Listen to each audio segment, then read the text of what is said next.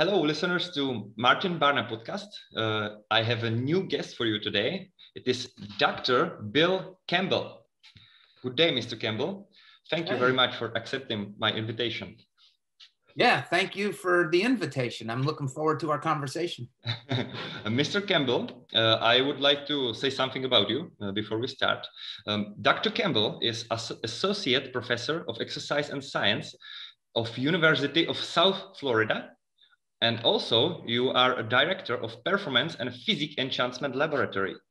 And if I am not mistaken, you focus on women research. Is it right?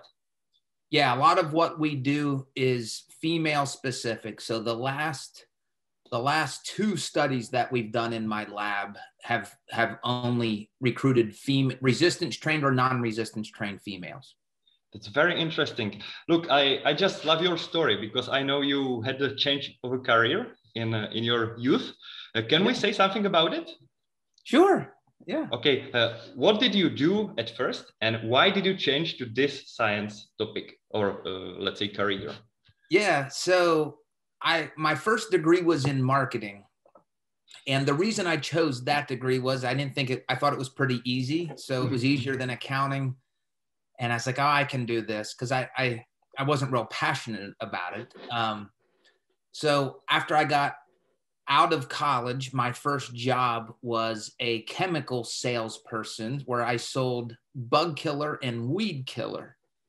And it was nice because I didn't have an office. Like I got to work out of my home, and then I traveled 5 days a week to within like a 3-state area. So I traveled a lot, and again, just basically selling chemicals. But every day, I just couldn't wait to get back home so I could do my workout, so I could lift weights and take supplements. So I just loved sports nutrition. I loved bodybuilding, the idea of dieting and trying to get lean.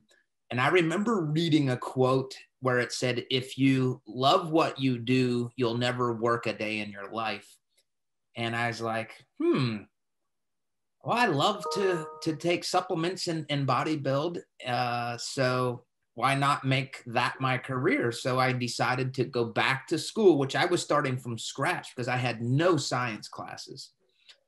So it was a long process of getting a lot of prerequisites. I had to take like anatomy and physiology, chemistry, biochemistry, organic chemistry, all of those courses.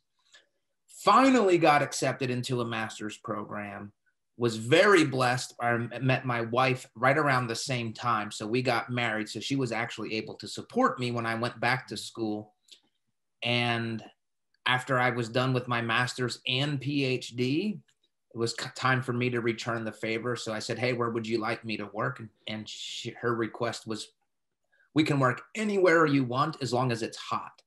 So that pretty much eliminated half of the country. And now I've been at my job as the Performance and Physique Enhancement Laboratory Director for almost 14 years. And I'm very blessed by God. I love what I do. I even like selling chemicals. It wasn't a bad job, but I wasn't passionate about it. I think that's a very important thing, to be passionate about what you do. Look, is there anything that really changed your paradigm when you studied for PhD? Some very surprising thing you found out on your on your college? Yeah, I remember having the debate, do I want to go into academia and work at a university, or do I want to work for like a sports nutrition company or something? And I realized I don't like to take risks. I'm very conservative. So in a university job, once you get tenured, it's very secure. And I knew I wanted to have a family. So that just kind of confirmed, I think, going an academic route for my type of personality, it was a good decision. I absolutely love what I do. I get to read research. I get to hang out with students that are a lot younger than me, that are stronger than me. So that keeps me motivated to lift and stay strong. They're so smart that, again, they teach me things just about how to run my own lab. what else? I get to, travel and speak to conferences. I get to hang out with you today for an hour. So this is, I'm kind of living a dream life. I'm very blessed. We are also blessed because, your work is very valuable for us, at least for me personally. Look, Dr. Campbell, let's start with the diet breaks. I know we were talking about diet breaks would be one of the main topics today. Look, is there any research that changes what we know about diet breaks?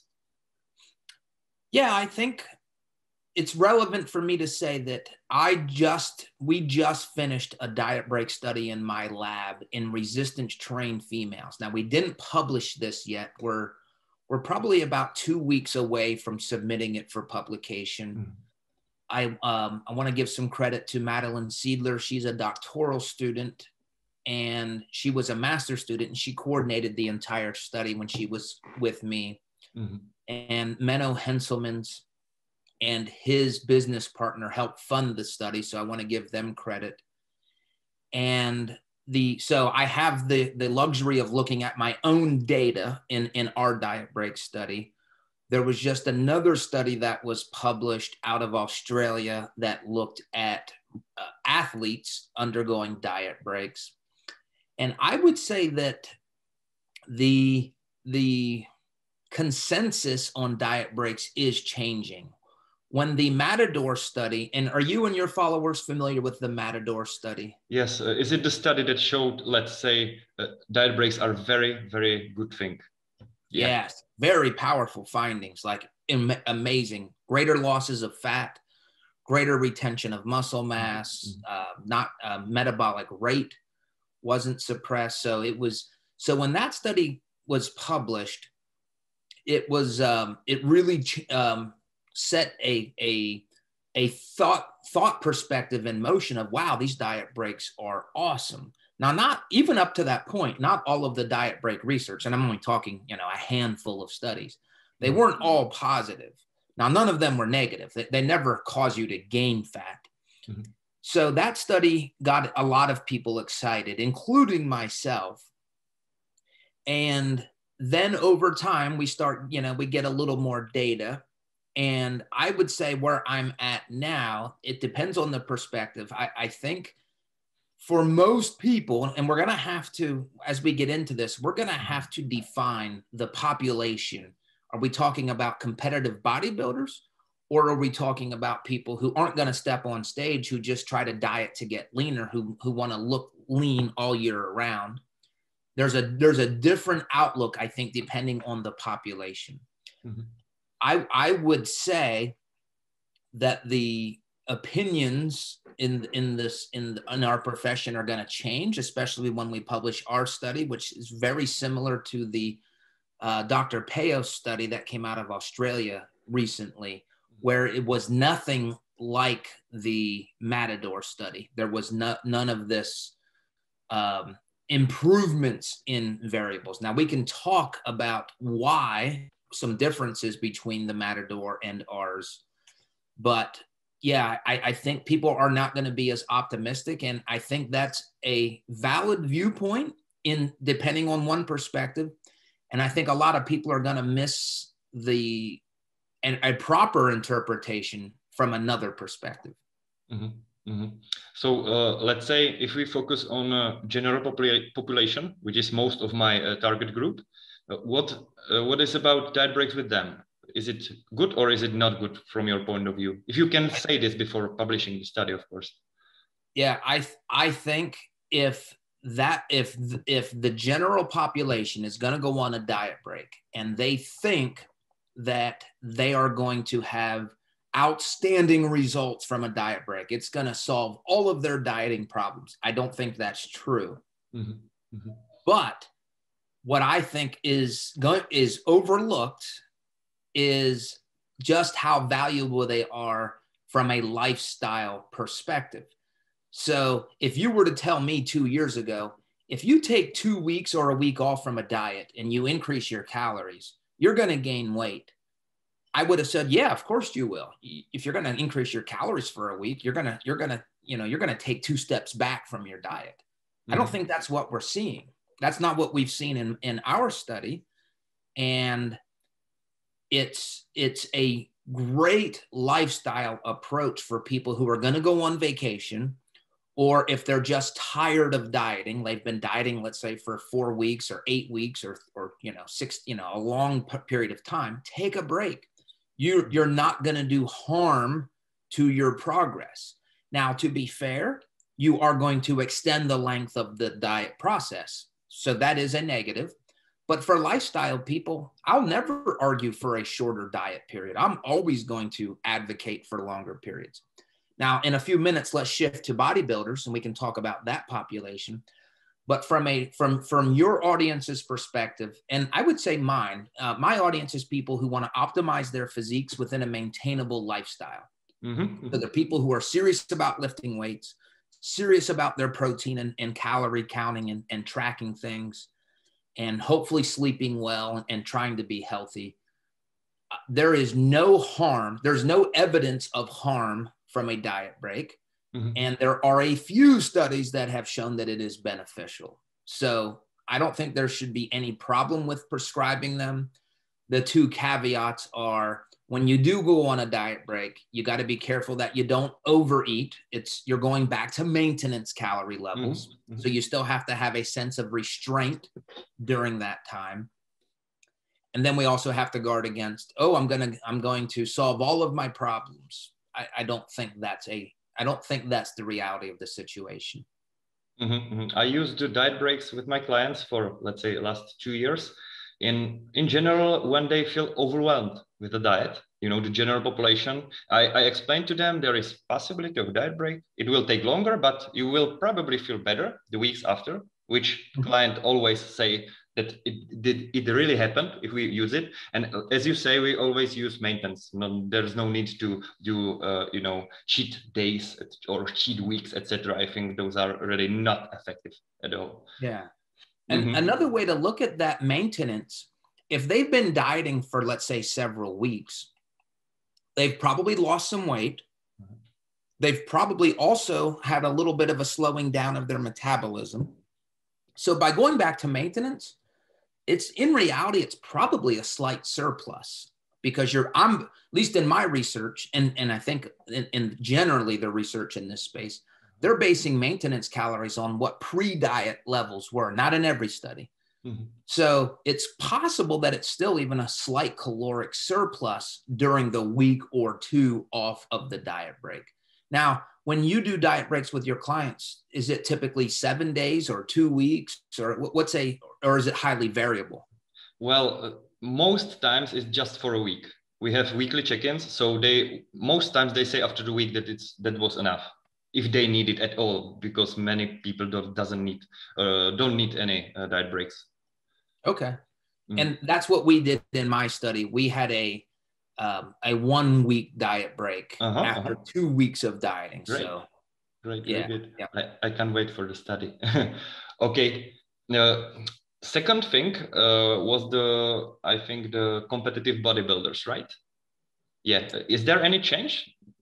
So there's very little data. Let's just say there's no data in competitive bodybuilders. So the two closest studies are the one that was just published by Dr. Payos out of Australia. They used athletes who were resistance training. And in my study, we used resistance training females. So those are the closest studies that you're going to get to competitive bodybuilders. Mm-hmm, mm-hmm.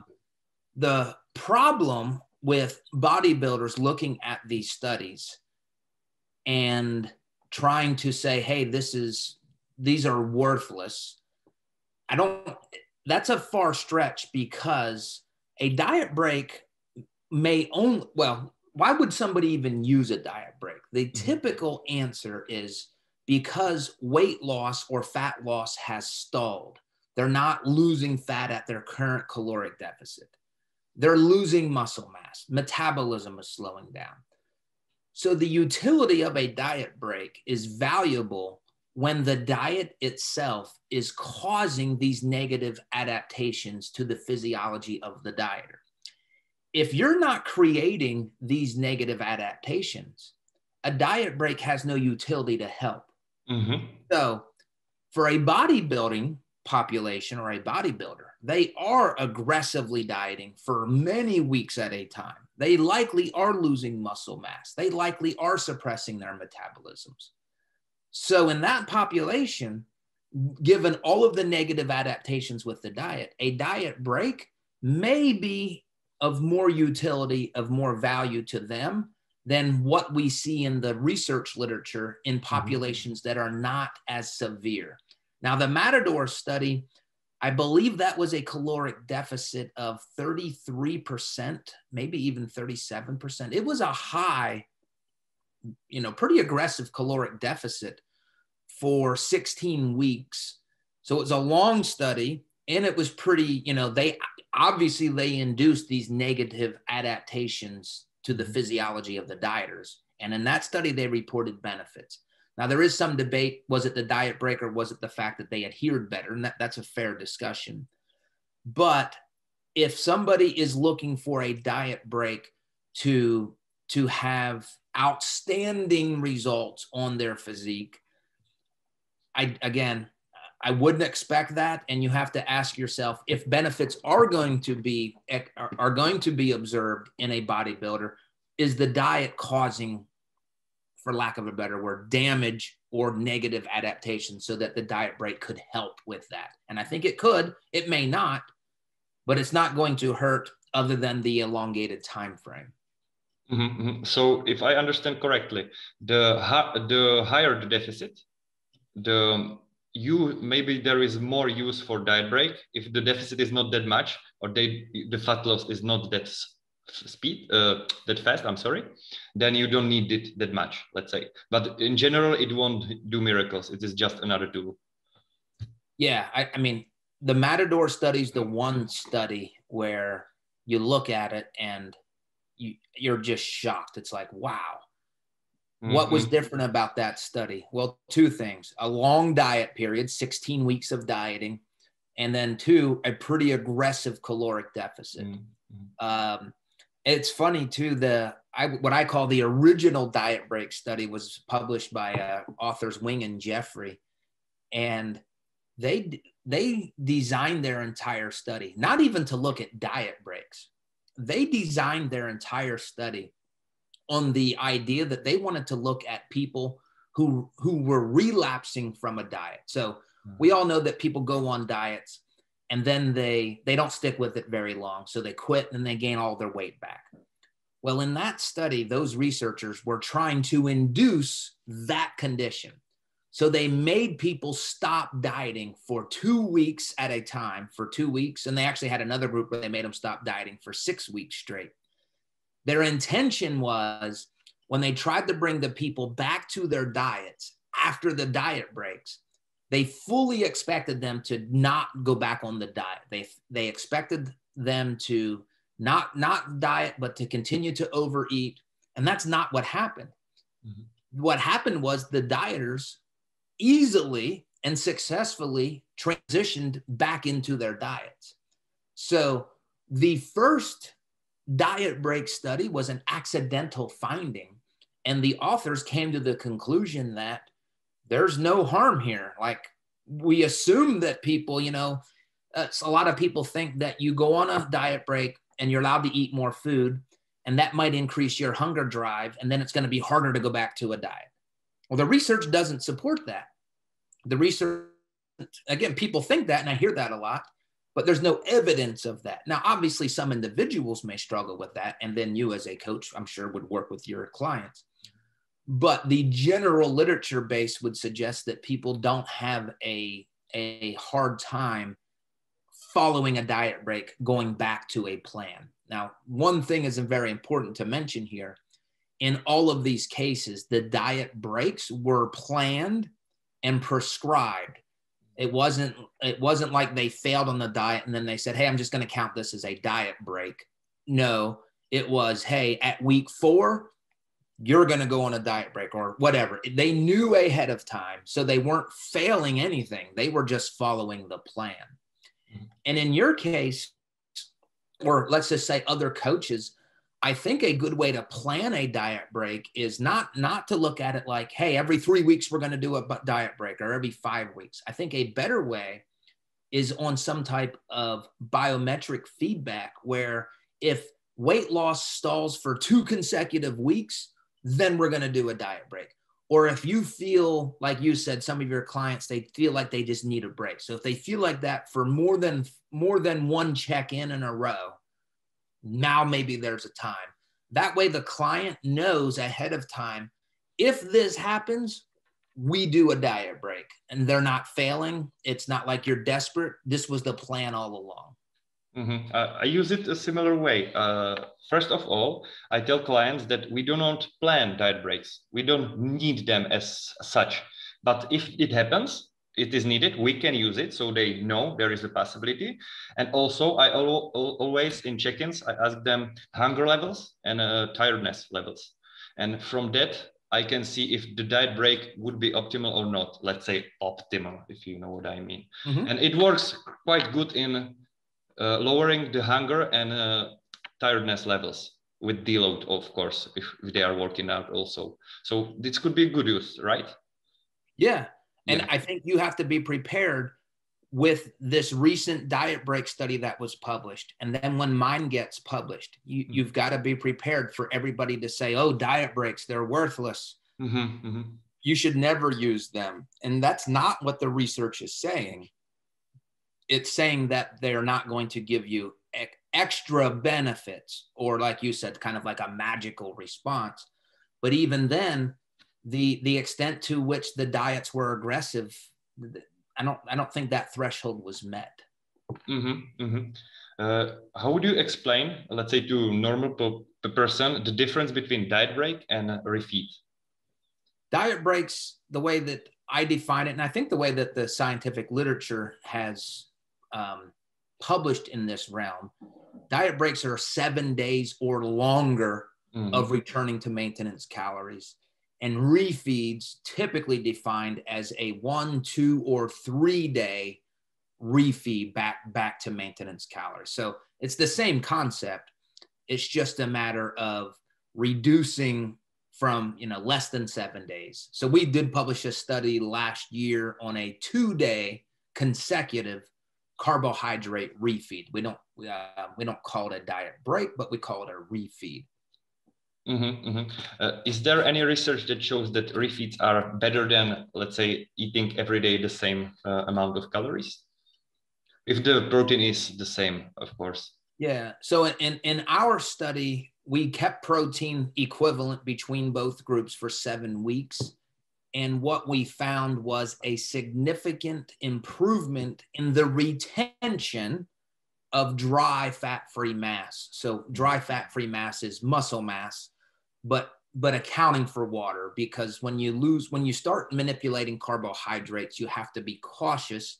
If you increase carbs, you're also bringing water into the muscle fiber, and you look at that usually gets counted, or it will get counted as lean body mass. So one of our checks on that was to account for water, because we didn't want our results to be tainted with body water. Mm-hmm. So when we controlled for body water, the groups that did a diet refeed every weekend for 7 straight weeks, they were able to significantly maintain their dry fat-free mass. They also had less of a reduction in their metabolic rate. It was about 50% less of a reduction. Mm-hmm. The group that never took a refeed, their metabolic rates was suppressed by about 80 calories per day. And those taking the refeeds, theirs were suppressed by only about 40 calories per day. And given what we know about the correlation between muscle mass and metabolic rate, all of this makes sense. They maintained muscle mass better, which allowed them to maintain their metabolic rate better. So that was one study that we did in a resistance trained population, where they tracked all their macros, kept protein high, resistance trained, a supervised resistance training program. And that study had benefits. Now I ask the question, well, why did we see benefits in that study, but not in our diet break study, you know, when it was seven days long. And I don't have an answer to that other than the Refeed study. They just lost more muscle mass. It was an extra week of dieting as well. It was 7 weeks versus 6. So, and I do hope not this coming year, but next year to do a follow-up diet Refeed study and pair that with a rapid fat loss approach and see if that's also could be helpful in that situation. That sounds interesting. About the rapid fat loss, is there, look, there are two camps, let's say. Someone says you should lose weight as soon as possible and then, let's say, maintain or whatever. And second party says that it is not good to have very fast fat loss because of the metabolic adaptations and also, let's say, fat-free mass loss or muscle loss. What do you think about it? Is there any research or any opinion from your perspective which would clarify this? Yeah, there's research, not a lot in lean resistance trained people, but the research that exists, there's a consensus that the faster you lose weight or the faster the rate of fat loss, the more muscle mass you lose and the more your metabolic rate slows down. And metabolic rate is very important when you're dieting, because if you suppress your metabolic rate, what that means is you're just that much more likely to gain fat back after the diet's over. So I think it's very important for a coach to work with their client to do everything you can to lose fat, but maintain muscle mass, which will help maintain metabolic rate because you want there to be long-term success. So, and the research is pretty clear. And I'll just say almost always with weight loss, you're going to have a suppressed metabolism. There's a few studies that have shown if you have resistance training and you have a high protein intake, you can mitigate those losses. I like the question, is it good to go fast or slow with fat loss? And I definitely don't like the idea of being very aggressive, but I do like the idea of asking how aggressive can we be? And I think you should be as aggressive as you can possibly be without doing the damage of causing muscle mass to be lost and metabolic rate. Now, one note on that. Let's say somebody goes on a diet. They dieted too strong and they lost 2 pounds of muscle or a kilogram of muscle. Does that mean that that muscle's lost forever? No, that muscle can be retained probably within a few weeks. It doesn't take long to regain lost muscle. So it's not the end of the world. But you did lose that time in losing it and then getting it back. However many weeks or months that was, you've lost that time to gain new additional muscle. So there is a trade-off. And my lab right now is starting we actually just finished a rapid fat loss study. We are looking at that exact question. How aggressive can we be initially before we start losing muscle mass and metabolic rate? That's interesting. Look, I've seen some new studies which Dr. Brett Sheffield shared about the hypertrophy and strength gains. Something like it looks like that there is no point of lifting just heavy weights for getting stronger. It is just about volume and intensity. That's my takeaway from that. Could you clarify this? Do you know what I mean? The study I mean? Yeah. Could you clarify this? Because it looks like, for me, at least from my point of view, that there is no need of periodization then of the training. Yeah, I mean, if you think about if you approach every session, every resistance training session with the goal, I'm going to try to maximize muscle protein synthesis. I don't think the muscles know if it's being periodized or not. It just knows I'm getting stimulated today and I'm going to respond by increasing muscle protein synthesis. So I would question the need for periodization in situations where you're always taking every set to near failure, or every workout, you're maximally stimulating muscle protein synthesis. Now, I also want to be careful. I periodize my workouts. I vary the rep ranges. I vary the exercises. I just don't like doing, frankly, I don't want to be bored. So I'm not saying that periodization isn't helpful, but I do question, do you have to periodize to maximize your muscle mass? And probably 5 years ago, I would have said, yes, you have to periodize. Now I would say, I don't know. That's where I'm at right now. I think the most important thing with resistance training is the intensity of effort. And I would define that as going to near failure or failure with each set. If you do that, whether the loads are light or the loads are high, like heavy weights or lighter weights, it doesn't matter. You get the same hypertrophic stimulus on the muscles within reason. So let me give one caveat here. If the weights get too low, meaning that you're able to complete 30 or more repetitions, we do have one study which has reported that you do not optimize the hypertrophic response when the repetitions are 30 or greater. So this range of trying to lift to or take each set to near failure is approximately in the 6 to 20-ish repetition range. When you start getting lower than 6 repetitions, the research isn't as robust. There's not as many studies in that range.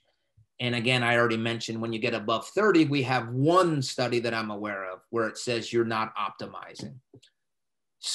Did that answer the question? Yeah, of course, perfectly. I have just one thing with this. Why do you think, if this is the case, let's say the one study is right, that up from 30 repetitions, it is not optimal. Why do you think it could be the case? The explanation behind things. Yeah. So I believe that the research on training to failure, and by the way, you don't have to train till you can't lift the weight anymore. Yeah. I define that as absolute failure. As long as you go within about 2 to 3 repetitions of absolute failure, the research is very clear. You get the same hypertrophic response.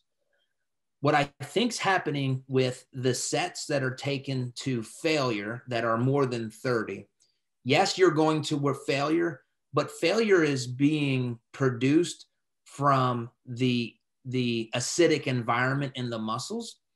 And that's what's causing people to terminate that set. Yeah. And because the weights are so light, we're not getting as much mechanical tension, even though it's a lot of reps. I think that the stimulus is reduced on the mechanical tension aspect. And I don't know if I'm right. Those are just my thoughts. And let me also say, who wants to train 50 reps per set? That's right. 1, it's boring. 2, it's extremely painful. And 3, you're going to be there forever. Yeah, exactly. Look, if it is right that it is the same thing for muscle hypertrophy, if you have absolute failure or the failure, let's say 3 repetitions from absolute failure, why would anyone go to absolute failure? Because the regeneration, the preparedness for another training of the same muscle group. Yeah. So I'll give 2 reasons why somebody would want to do that. One would be if you're going to take a week off from training. So you're going to be much more aggressive this week, take every set to absolute failure because you're going to have time to recover. The second thing, which I think a lot of people fail to realize, all of these studies, all of these research studies, they're not done in elite level bodybuilders. So I want to be careful to say, yep, you don't need to train to failure. You don't if you are a normal resistance training person. That's like me. But if I'm, let's say an enhanced or steroid taking bodybuilder, is it possible that training to failure that allows them to respond better? It's possible. We don't have data to say that it's not in that population. So I'm hesitant to say that training to absolute failure that it's not going to be helpful to an elite level bodybuilder. We just don't know. my thought is it probably isn't helpful or is not going to help them, but I'm at least open to the idea until we can get some data. There is a harm in training to absolute failure in your non-elite bodybuilder population. Two things that we know happen are your power production acutely is significantly suppressed. So within the workout, you're less powerful. And more importantly, if you train to failure every workout, over time, or let's say chronically, you are less powerful. So if you're an athlete who needs to prepare for sport performance, I'm very cautious about having them train to failure consistently because it reduces your power output, and athletes have to be powerful. One last thought. I think that people should train to absolute failure periodically, because how else do you know if you're 1, 2, or 3 reps shy of failure? So you want to use it as like a test, maybe every month, maybe every 6 weeks. So as an example, I like to go within about 2 repetitions shy of failure in all my workouts. So, you know, every so often I'll take my bench presses or whatever it is, dumbbell shoulder presses to failure. Now I know for the next week or 2, okay, I just did 11 reps with 45 pounds. Now I know if I go to 9 reps, I'm right in that sweet spot. So those are some reasons why you would want to train to failure, and some reasons why you wouldn't want to train to failure. And what I would say is absolute failure. Perfect. Thank you very much. Look, if you, let's say that you want to start MMA fighting for whatever reason, how would you change your time spent in the gym? You know, the specialization is different. And if there are any changes you would do in your training? Yeah. So, just to be transparent, I don't train MMA fighters. So I'm looking at this as to how I would do it as a strength and conditioning professional. I would definitely prioritize in the ring training. And I'm not going to start my week, okay, what is your resistance training? I think a lot of strength coaches, they put strength training on top of the priority list.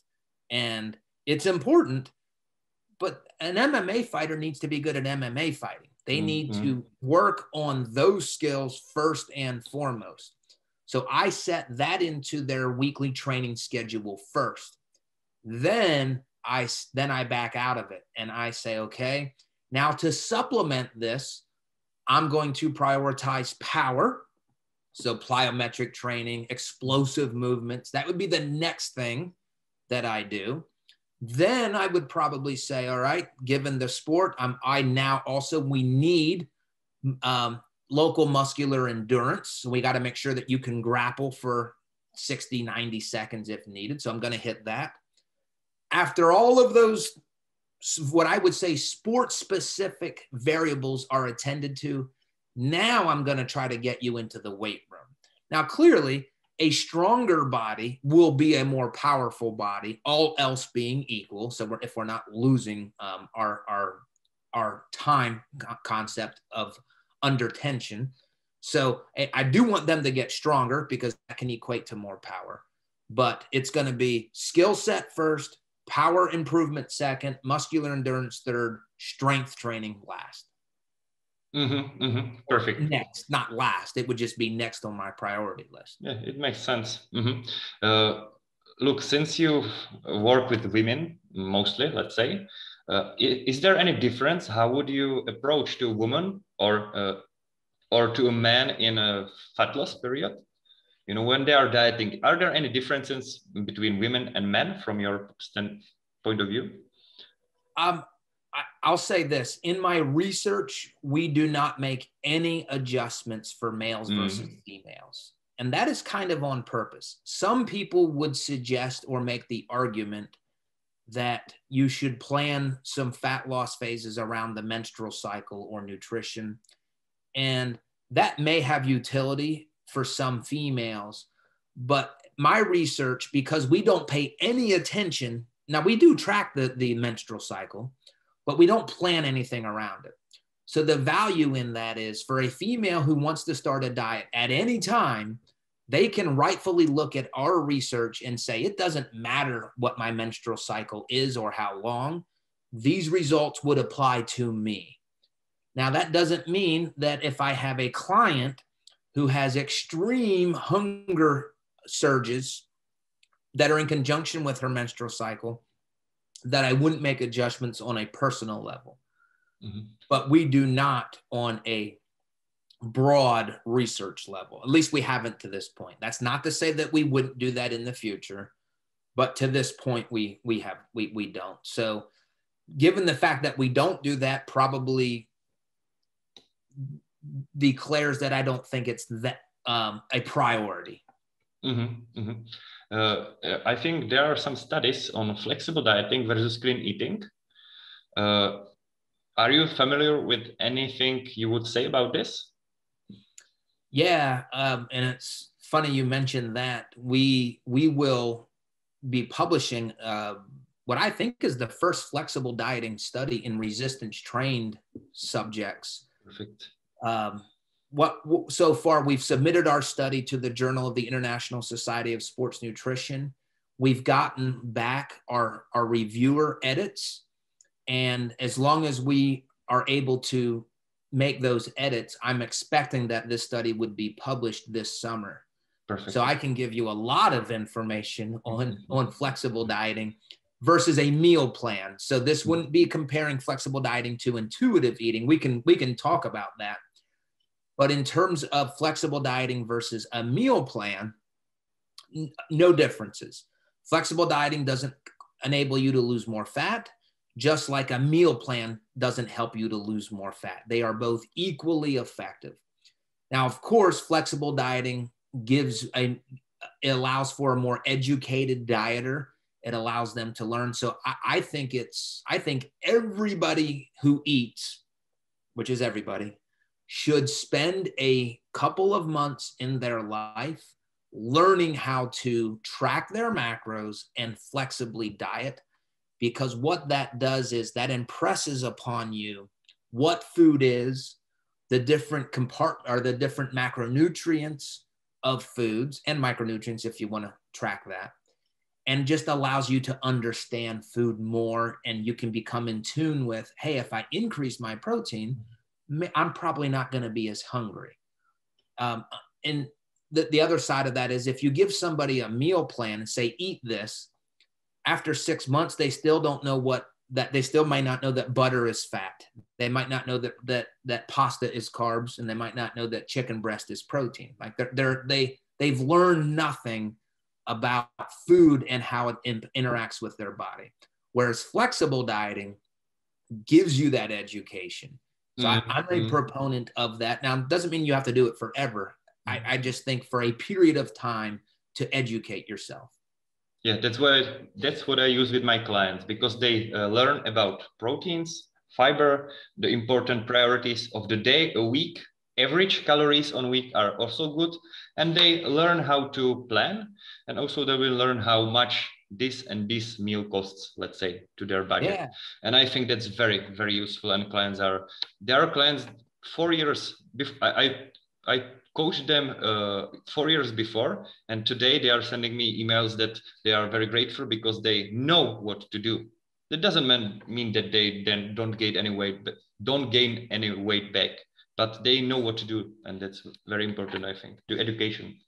Yes. Yeah, you seem like a great coach. You seem very on top of the scientific literature.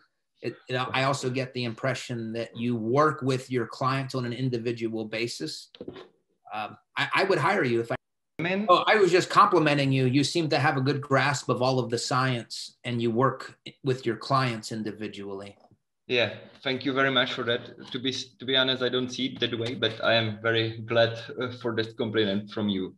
Okay, look, is there anything you would say to your 20 years old Bill Campbell self, if you could? Any advice you know now, things you know now, but before you didn't know? Yeah, I would tell a 20-year-old me not to be lazy, not to be so lazy. Like, do the work.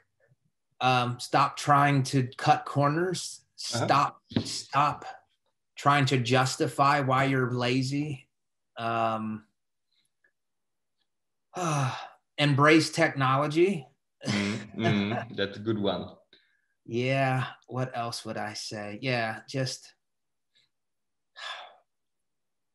Don't be lazy. Try to be embracing of technology on what's new. I think that's it. Those are the just how, man. I think those are good ones.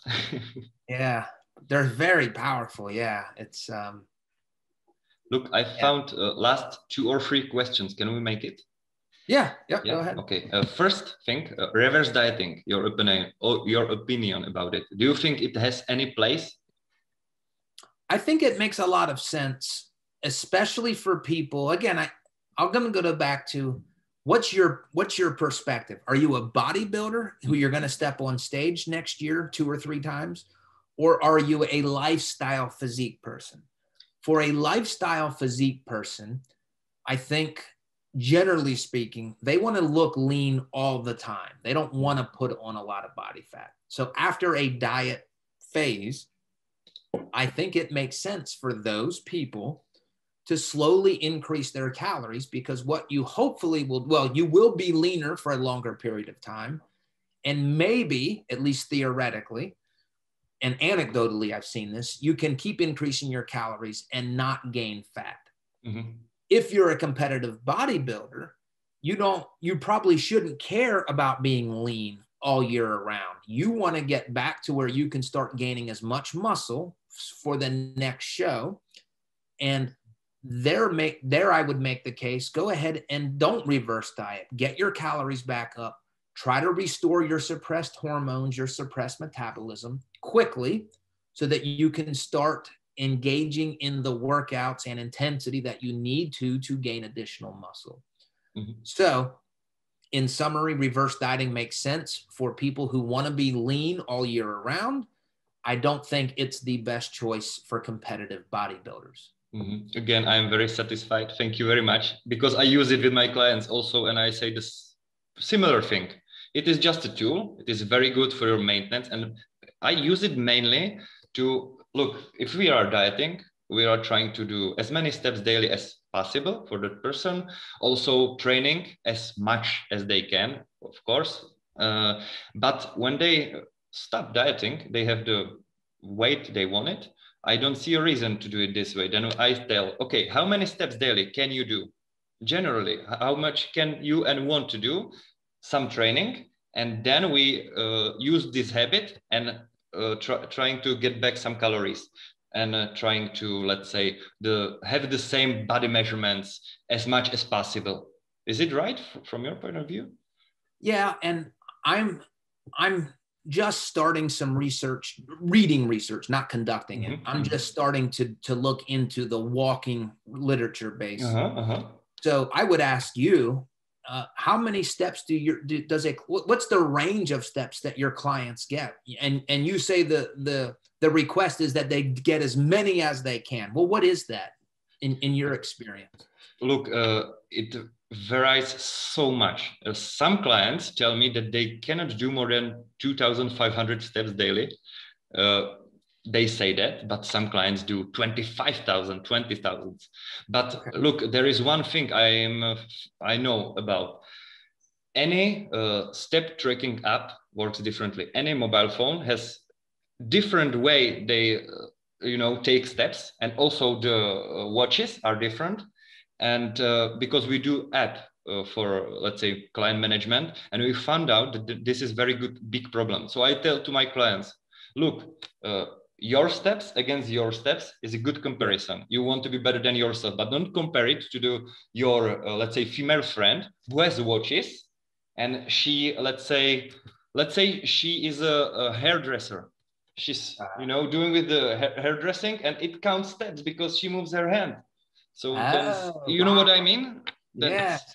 So it is hard to say how much would the clients do if they all had the same app, same mobile phone, or same watches.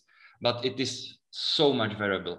But I tell them, I tell them that 5,000 to 10,000 is the minimum we want to have, or let's say some goal. But you know, you cannot tell the person who works a whole day they have to have more steps. Well, you can, but they won't do it. So we find something different for them. Let's say, can you do a bike at home and do work with that? Yeah, I can. Can you have calls and be outside and walking meetings and some more resistance training? Okay. So the last question would be last two questions. Metabolic. What is metabolic health from your point of view? How would you define metabolic health? Because everyone speaks about metabolism, but I think that fat people, or I'm sorry, overweight people, does not understand what it means. I don't know if I know what it means. That's a good question. Metabolic health. When I hear that, I'm just brainstorming. What I think of is an ability to be able to process the different nutrients. So your body does well with carbs, it does well with fats, and it does well with protein.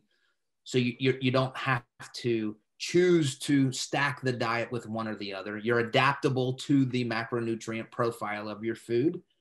And then the other thing that pops into my head is just having a non-suppressed metabolic rate, and that's for physique purposes. You don't want a slow metabolism, especially if you're like me and you love food and you love to eat. You want to have a faster metabolism. So those are the two things that pop into my head, but I have no idea if that's a medical definition for the term.